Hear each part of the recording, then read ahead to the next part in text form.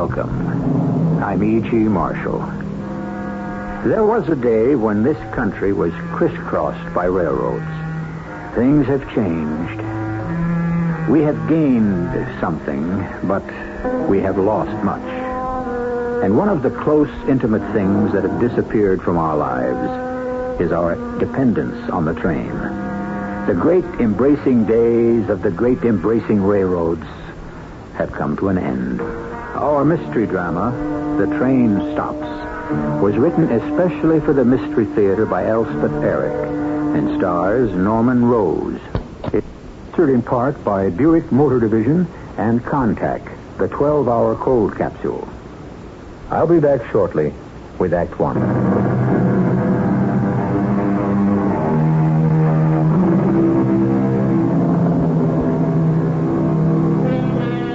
The 20th Century Limited, the Chief, the Commodore.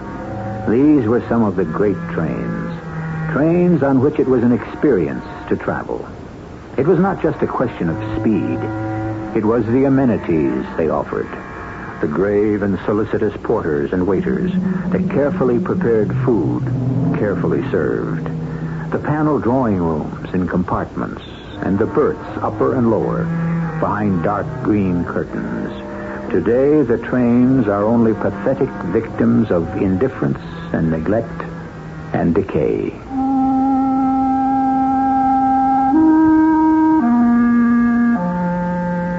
The trains used to stop at Dandridge. Not the express trains, of course. Dandridge is quite a small town. We don't even have a library.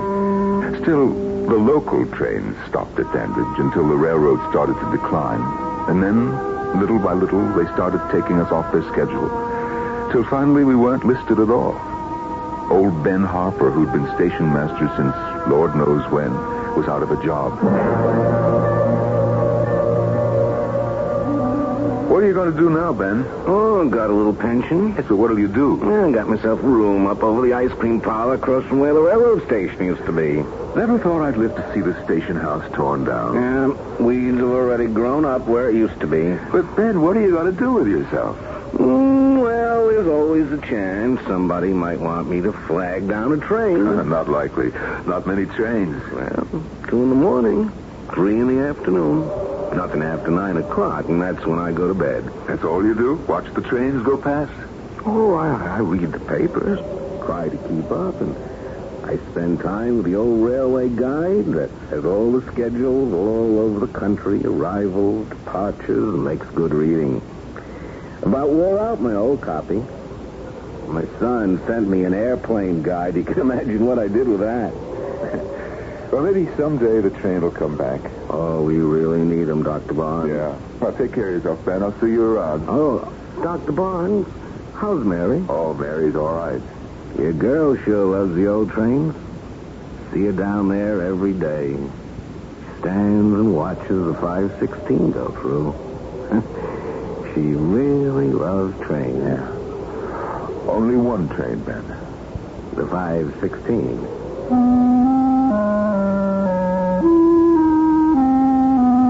A man shouldn't bring up a little girl by himself. No matter how hard he tries, he just isn't up to it.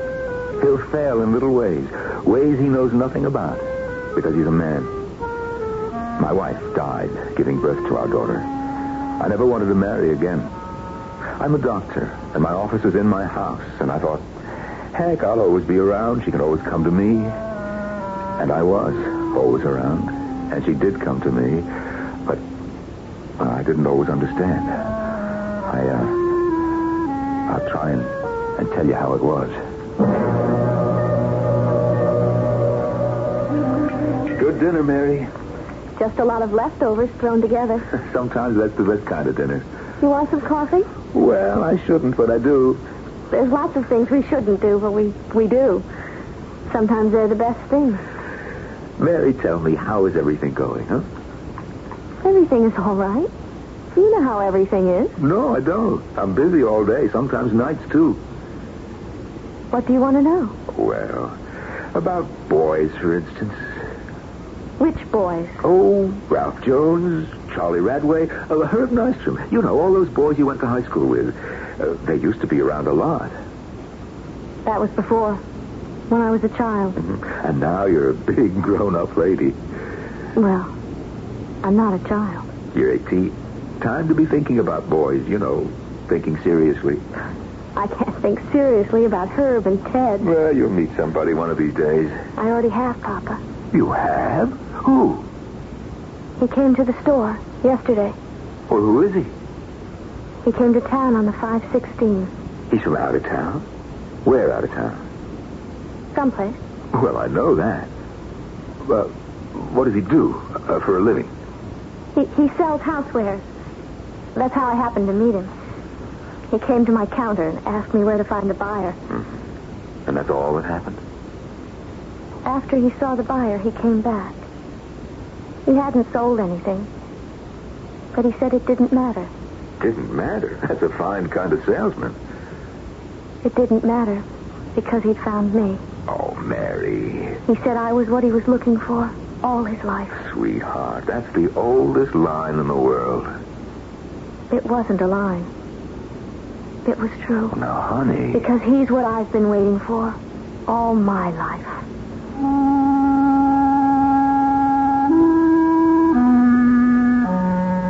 See what I mean?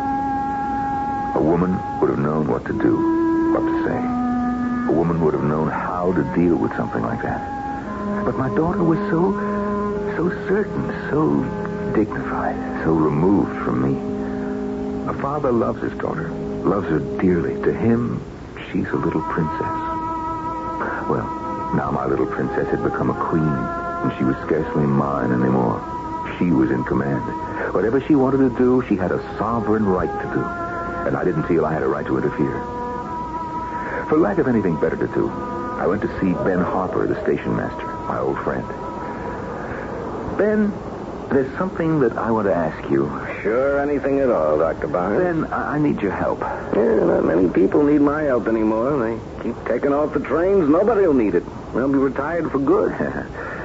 I want to ask you about the 516. Yeah, good train. Not what she used to be when she had a club car and all, but a good train. Good commuter's train. Ben, who rides it? Oh, just the regulars that work in the city. Engineer's a friend of mine. Known him for 30 years. Mm. You watched it come in yesterday? Of course I did. Always go out and exchange a few words with my friend. Yeah. Who got off? Oh, the regulars. Bob Radway, his son, Charlie. You know them all. Nobody else? Nobody new? No. Ben, my daughter Mary says a man came to the store yesterday. She met him. She says he got off the 516. If he did, he must have been pretty spry about it.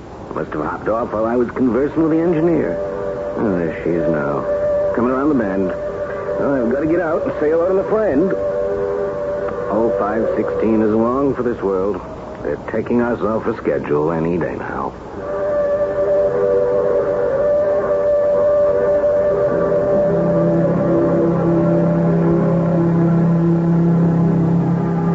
I couldn't think what to say to Mary. I didn't know if there was anything to say. A father knows how to love a daughter. Oh, he knows that very well.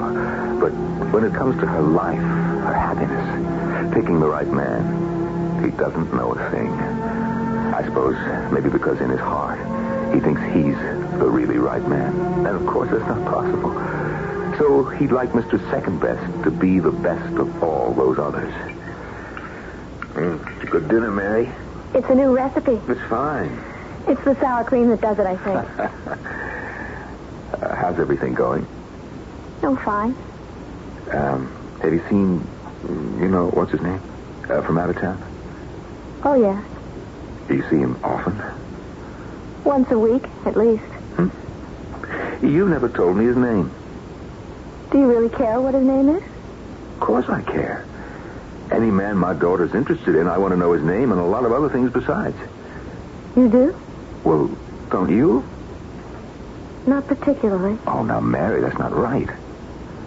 Is it wrong? Well, I didn't say it was wrong, but if you're going to go on seeing him, you should know all about him. You should bring him home so I can meet him and see what kind of a man he is, even if you're not serious about it. Oh, I'm serious about him, all right. You mean you want to marry him? And you don't even know his name or where he comes from or anything? I know his name. And I know where he comes from. Well, tell me. Not yet, Papa. Now, look, Mary, I've got a right to know. It's my right and it's my duty. I'm your father. I'll tell you someday. I want to know now. Oh, Papa. Haven't you ever had something that was your very own, very private, very personal? Something nobody else would understand. Because you can't understand it yourself. And if you tried to tell anybody about it, why, it might slip away from you. Right while you were telling about it, you might lose it. Oh, can't you understand that, Papa? I can try. That's all I can do. Just try.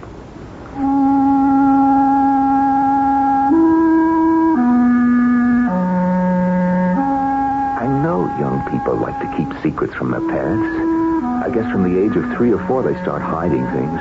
Maybe before that, for all I know. I think they're scared of those big giants, their parents. Those giants who have the last word about everything, who say yes or no to each last little thing. I'd been poking and prying into my daughter's life since the day she was born.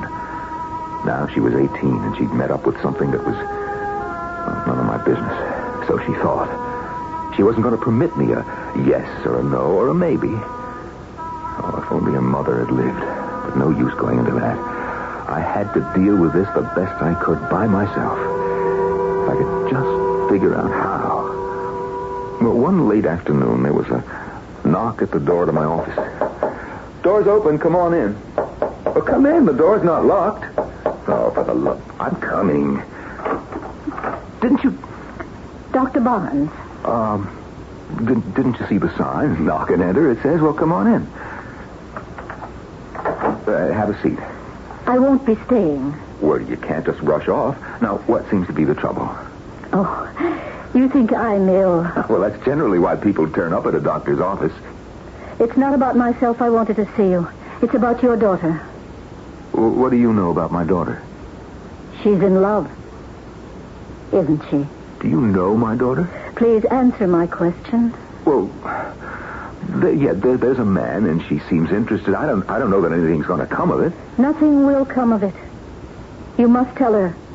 Nothing will come of it. Well, I don't know why you say that. Because the man is mine.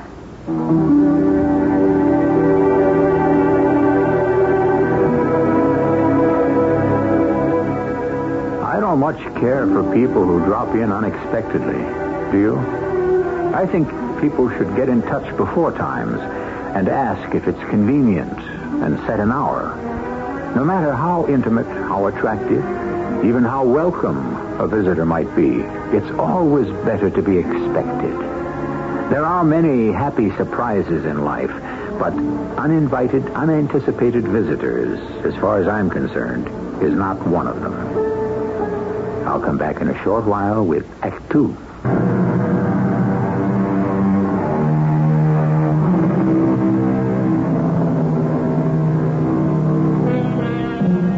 Dr. Barnes' daughter, Mary, is in love with or enthralled by a man her father has never met. A man who comes to the small town of Dandridge each week on the 5:16 train. The doctor's wife has been dead for 18 years, since the birth of their only child, and the father is acutely conscious of his own inadequacy to deal with the romantic problem of his only child, if, indeed, she will permit him to have any part in them at all. His perplexity is not eased in the least by the visit of a strange woman with a strange prescience of his daughter's future. Your daughter's in love, isn't she? Well, if there's a man, I don't know that anything will come of it. Nothing will come of it. The man is mine. Madam, I think you would best tell me who you are. You don't recognize me, do you? Should I? Not necessarily. But believe me, I only want to help you. Help you help your daughter. I think we can manage by ourselves. Are you managing by yourself? So far. You don't know what lies ahead. It's not possible for anyone to know the future. No. We can only guess, but some guesses are more accurate than others. Mine, for instance. I think you had better tell me who you are. Not yet. Not now. But I'll be back, Dr. Barnes. Till then, watch out for your daughter. Take care of her. There's danger ahead. And with that, she was gone. Simply slipped out the door before I could stop her. I was left standing in the middle of my office, open-mouthed and staring. Was this some demented woman from off the streets of Dandridge? But in a town like ours, everybody knew everybody else. Was she a newcomer? Well, then, where had she come from? And how? Was she another traveler on our dying railroad? Had she, too, arrived on the 516? Sit down, Papa. Everything's on the table. Mary, child, there's something that I have to tell you. Help yourself to potatoes. A woman came to see me today. New patient? No. She wanted to talk to me about you. What is she? Some snoop? Really, Papa? Well, she seems to know that you're interested in some man. That's nobody's business but my own. I hope you told her. Honey, she said to tell you that you can never have this man. Papa, I already... She says that the man is hers. Maybe he was once. Not now. Mary, it doesn't bother you that some other woman has a claim on him? She thinks she has. Or even thinks she has. That doesn't bother you? Well, I imagine there are a lot of women who've been in love with him. He's a beautiful man. Very wise, very knowing. I look in his eyes and I can see everything. Clear to the end of the world. I know it all. Oh, honey, you've got to let me meet him. You've got to tell me his name. I've got to get to know him.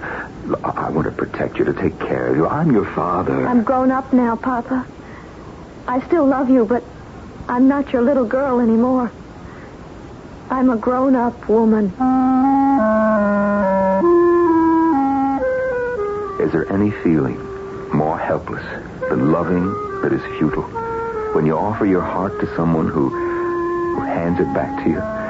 When you're given to understand that you are superfluous, extraneous, and really unwanted? That your love is really a nuisance? That's how I felt that night. And before office hours, I hurried down to see Ben Harper in his room across from the railroad tracks. Come on in, Dr. Barnes. What brings you here, huh? Sit down. No, I have to get back. Some coffee. Ben, did you see the 516 pull in yesterday? Why, sure. Did a woman get off? Just the usual commuters, a regular 5. No woman? Didn't see any. Ben, a woman came to my office. Nobody from around here. Well, I suppose she could have come on an earlier train. Nope, wasn't a woman come in yesterday on any train. I'd have noticed. I'd have remembered.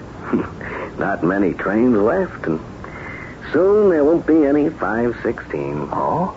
They're taking Dandridge off the schedule.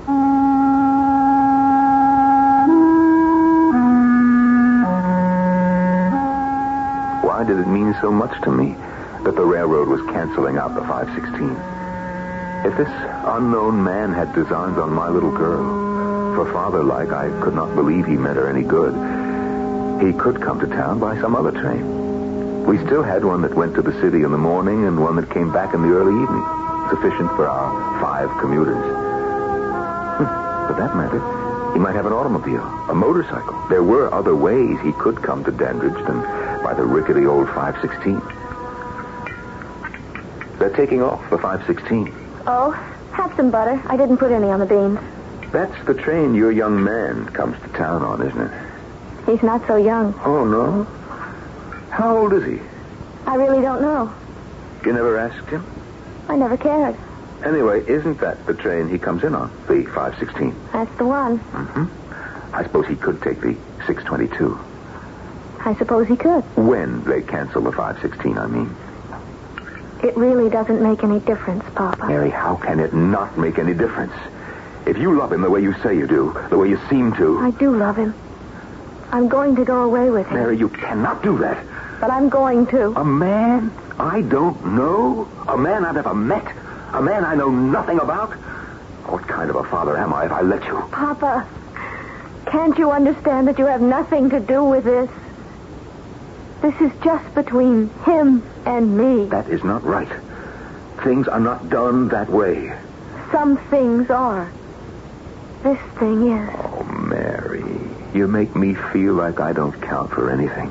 Oh, you do. You do. Oh, but let me help. Let me be a part of this thing. It's just not possible, Papa. One day soon, he's going to give me a ring. He's promised you a ring? And then I'll go away with him. Everything was slipping away from me. All the certainties I had ever enjoyed. All the faiths I'd ever held. All the feelings that I put my trust in. All were quaking in the wind of gigantic fear. Something was happening that I could not comprehend, could not influence in the least way. My brain seemed incapable, even useless. How I managed to care for my patients, I cannot tell. Instinct and long experience told me what to do. For the rest, I was left to struggle with failing powers against something I could not in the least comprehend. It was with no surprise that I looked up one day to see the woman. How did you get in? The sign says knock and enter. Did you knock? Forgive me. What do you want? To remind you of what I told you before. You think I could forget? The man is mine. I told her what you said. Oh. It didn't disturb her in the least. It should have. She says that he's going to give her a ring. What kind of ring? I don't know. She makes me feel as though I shouldn't ask. As though it's none of my concern. That must be very hard for you. Yes, it's very hard. Can't you stop her? Can't you stop him? You must have some rights. No, I haven't any. Well, I cannot tell her not to take a ring from a man who wants to give it to her. No, you can't. The days are long past when a father could lock his daughter in her room. Locking her in a room wouldn't make any difference. Well, it might postpone everything until I could figure out what to do. There's nothing you can do. Once he gives her the ring, it's all over.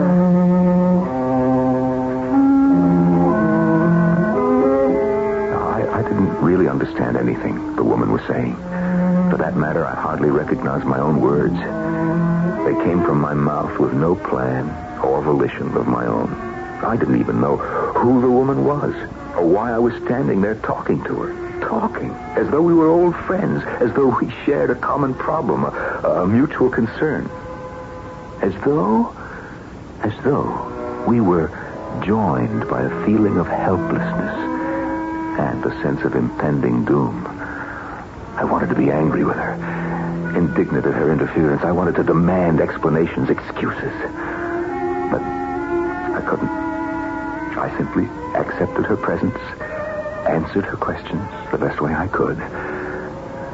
And I felt grateful that she pitied me. Who is it? It's Dr. Barnes, Ben. Well, come in, Dr. Barnes. Thank you. Something I can do for you, Doctor. Well, Ben, I don't know if anybody can do anything. Well, sit down. Let me get you something. A drink, maybe. No. A cup of tea. Ben, that woman came to see me again. The one I told you about? I thought you might have seen her get off the 516. Oh, I didn't see any woman get off. Well, perhaps she came some other time, some other way. I don't know. She simply showed up in my office the way she did before. She wouldn't come by the 516 anymore. They took it off today. If they took it off, then maybe... I'll miss that old train. Just maybe. Now the old 516 will just race on past. I'll go out and salute the engineer. No more talking with him. Isn't that the train whistle? Yep, that's it. Come on with me. Let's go down there. I can see it coming around the bend. Let's go. Ben, there's Mary. I can see her. That's her red coat. Oh, come on. Let's get down there. But she's standing in the middle of the track. Let's go. old train's not going to stop. Does she think she's doing? They'd have had to slow down a little round in the bend. Will they see her, Ben? Well, the red coat will help some. Oh, there she is. She's just standing there. Is she trying to get herself killed? Mary! Mary! Get off the track, girl! She doesn't even hear us. Just Mary! Get off! Get off!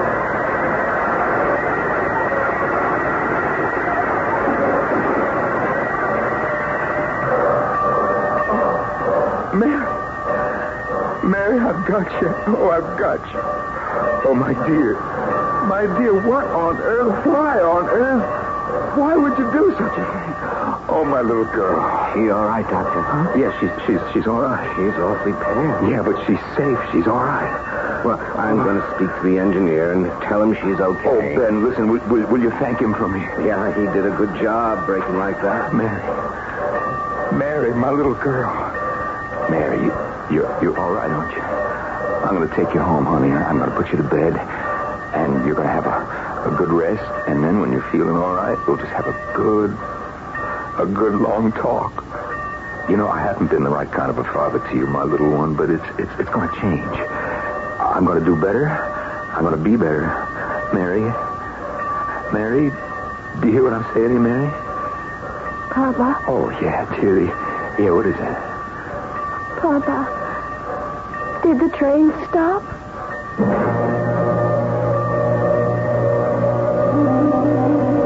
That's all she wanted to know. Did the train stop? Nothing about herself. Nothing about me. Nothing about the two of us.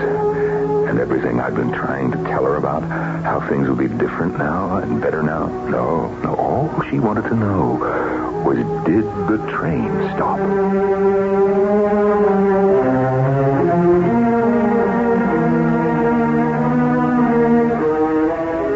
A father can never be a mother to his child, no matter how hard he tries. He can love her, spoil her. He can be proud of her. He can educate her, give her presents, and buy her pretty things. But he can never understand her. No more than he has ever understood or can ever understand any other woman on the face of the earth. I shall be back shortly with Act 3.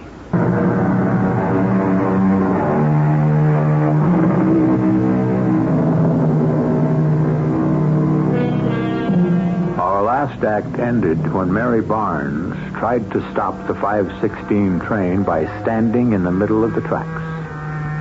She was saved by her father and the now retired station master, Ben Harper. As her father held her in his arms and attempted to reassure her that the future would be brighter, better, her only response was, "Did the train stop?"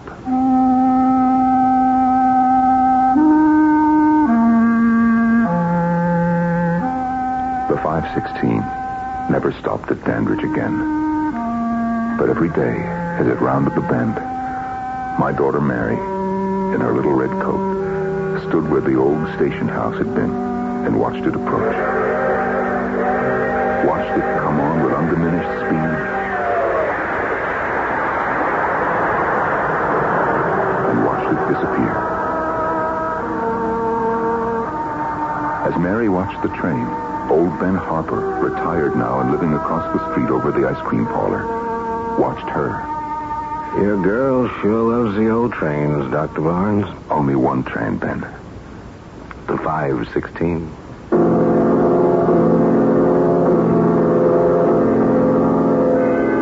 It had been going on that way for almost a year.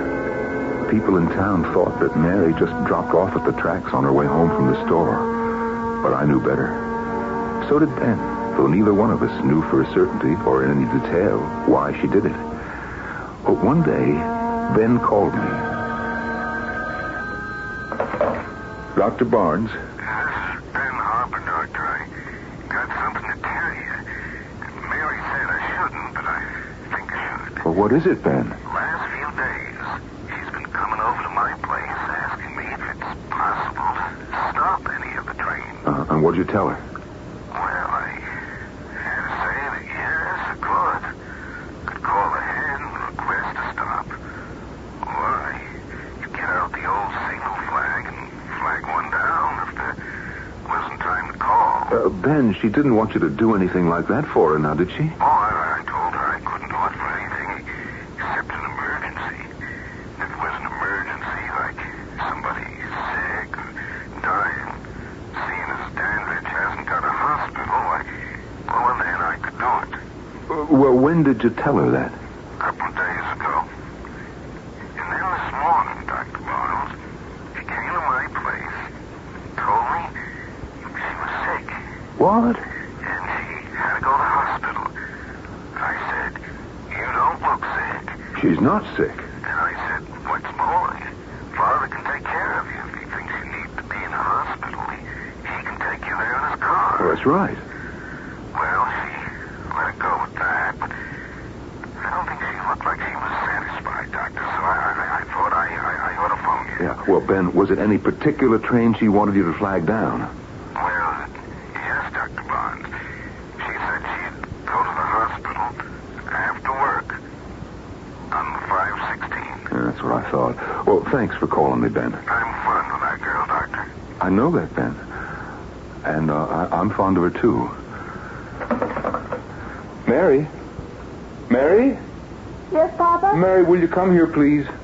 Yes, Papa. I'm in my office. I know. Come on over here. Now, let me have a look at you. What's the matter? That's what I'm trying to find out. Do you feel all right? Yes? All right, now just put this under your tongue. What for? Don't argue with me. That's it. Now, Mary, Ben Harper just called me.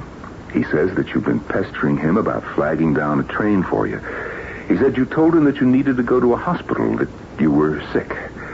Now, you know perfectly well that if you're sick, you come to me. Just nod your head. Okay.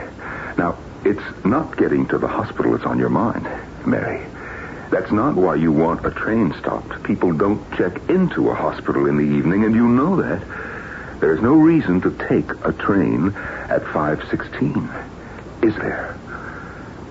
Now, Mary, I have tried to understand. I have been patient, I think. I think maybe I've been too patient. All right, now, let me have the thermometer.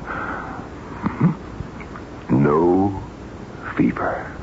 That is what I thought. Pulse rate is okay. Mary, you are not sick. Well, what have you got to say for yourself?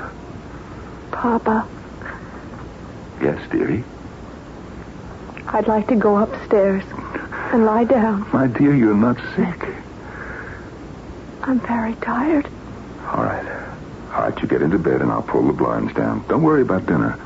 Yes, Papa? All right, now run along now. Papa, he promised me a ring. He promised me a ring.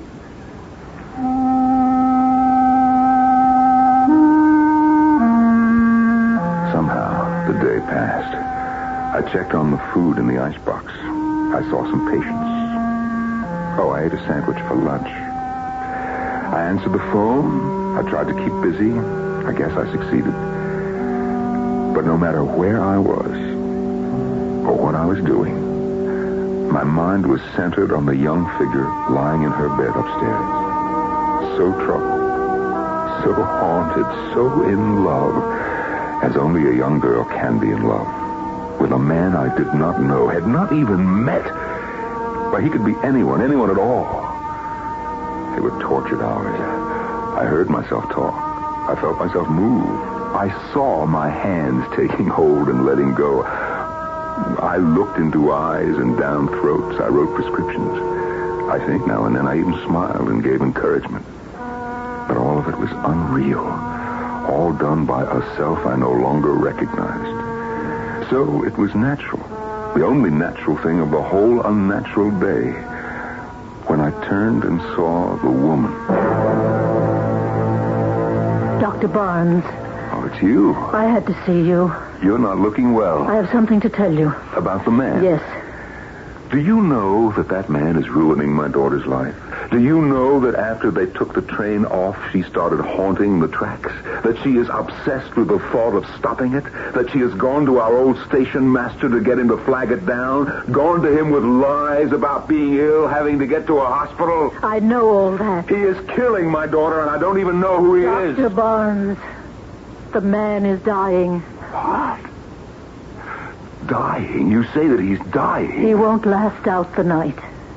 Well, if you love him, I'd like to say that I'm sorry, but I can't. All I can do is wonder if I should tell my daughter. I wonder how to tell her. You won't need to tell her, Doctor. She'll know. I don't remember her leaving, but when I looked up, she'd gone. And after a while, I roused myself. I climbed the stairs to my daughter's room. I opened the door.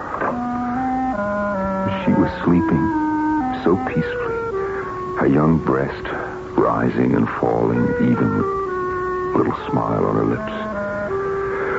Well, whatever I had to tell her could wait. I closed the door, went back downstairs. In my office sat Ben Harper. Oh, Ben, what in the world? Oh, I'm glad you're here, Dr. Barnes. I wouldn't have known where to look for you. Well, what's the matter, Ben? It's Mary. She's down at the tracks. I just saw her.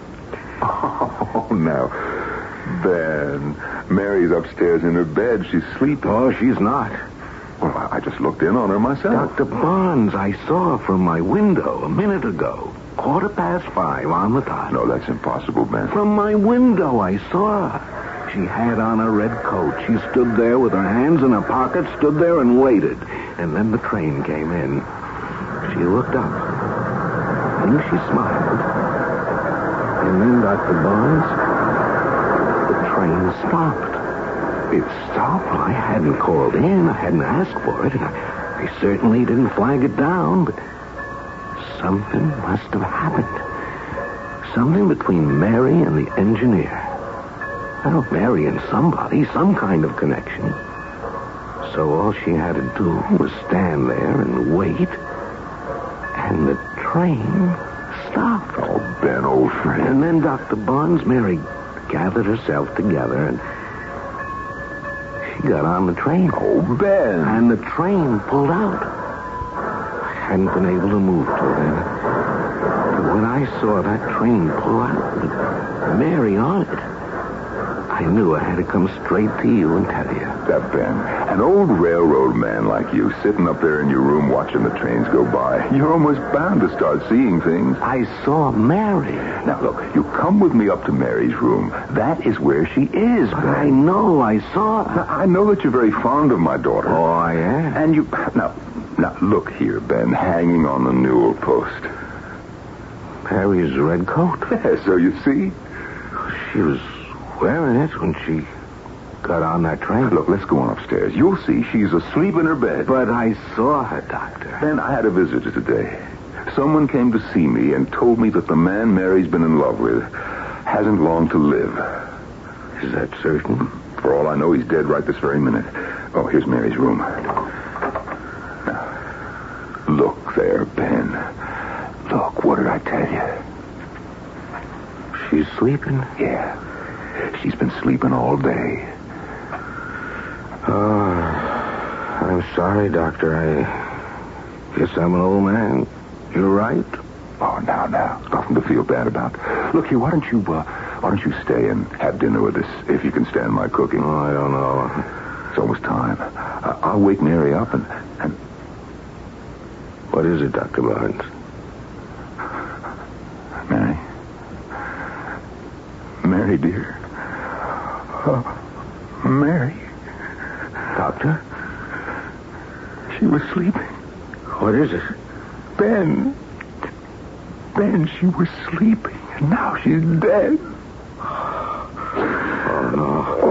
Oh, Doctor. I don't understand it. Doctor. There was something in her hand. What? I don't know. Looks like a ring. A ring? Now, let me see it. Is it a ring? Yeah. It's a ring. It's a ring. It's like the one I gave her mother. The ring that was on her finger when we laid her in her grave.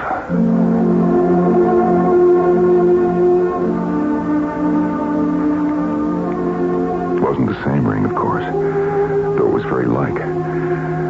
Lately, I've been thinking, where did it come from? Ben said perhaps she bought it for herself in town, but our stores don't carry anything like that.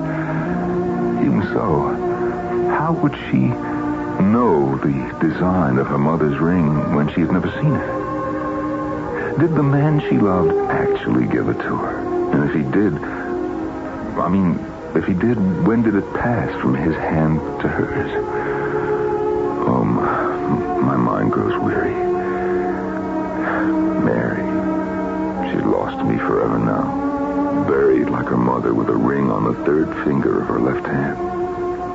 Well, time for speculation is past. And yet, one last thought knocks at my brain. Who was the woman who came 3 times to see me? Who tried to save my daughter from the man who rode the train? Who cared enough about the two of us to do that? Only one. Only one. My Mary's mother.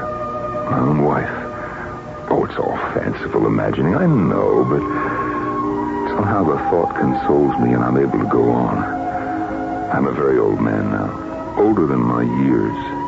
Every day I close my office at 5 o'clock and go down to the tracks and watch the 516 go by.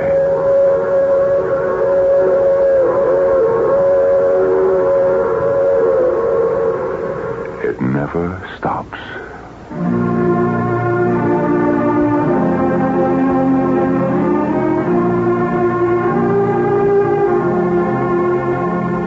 There really are people who die of love. Let nobody tell you there are not. It is not a subject for jest or flippancy. Sometimes they die because the beloved is untrue or fails them in little or large ways. Sometimes they die because the loved one dies. And sometimes they die because they are in love with death. More often than not, I suspect. I'll be back shortly.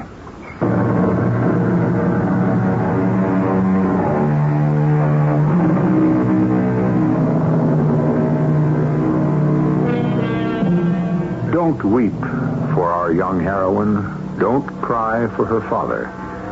Both struggled with feelings they did not comprehend. Neither their own nor those of the other. But they struggled. They tried. They loved.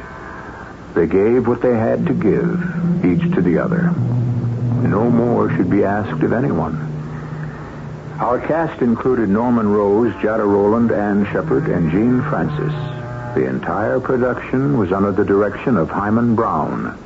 Radio Mystery Theater was sponsored in part by True Value Hardware Stores. This is E.G. Marshall inviting you to return to our Mystery Theater for another adventure in the macabre. Until next time, pleasant dreams.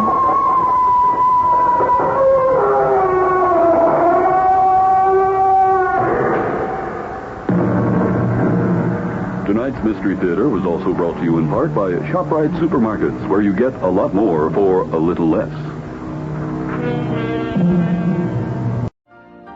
You've been listening to the OTR Gold Network.